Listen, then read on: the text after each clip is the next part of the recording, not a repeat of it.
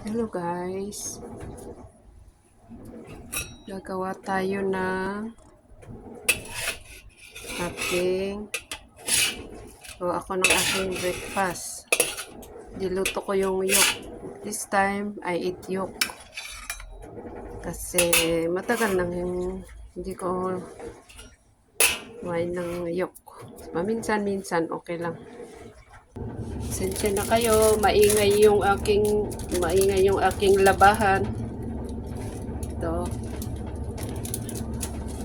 Ito wheat bread. Tapos naitos ko na, mas masarap kasi pag maitos para medyo crunchy.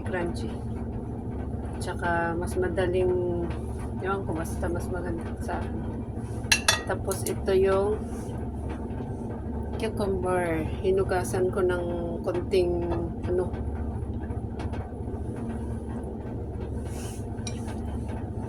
tapos itlog. Alam ko naman maraming gumagawa nito, pero ito ang aking breakfast ngayon. Yun lang yun. In-slice ko ng maganda kasi pag tayo ang gagawa,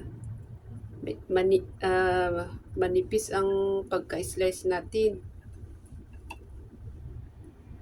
Yung gusto nating ilagay natin. Pero hindi ako naglalagay ng kung yung mayonnaise, hindi ako naglalagay nun. Dahil nakakataas yun ng aking blood pressure. Ganun lang. Thank you sa panonood. Salamat subscribers and viewers.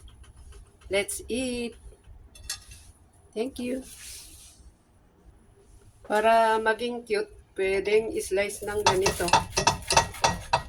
Para maging cute ang itsura.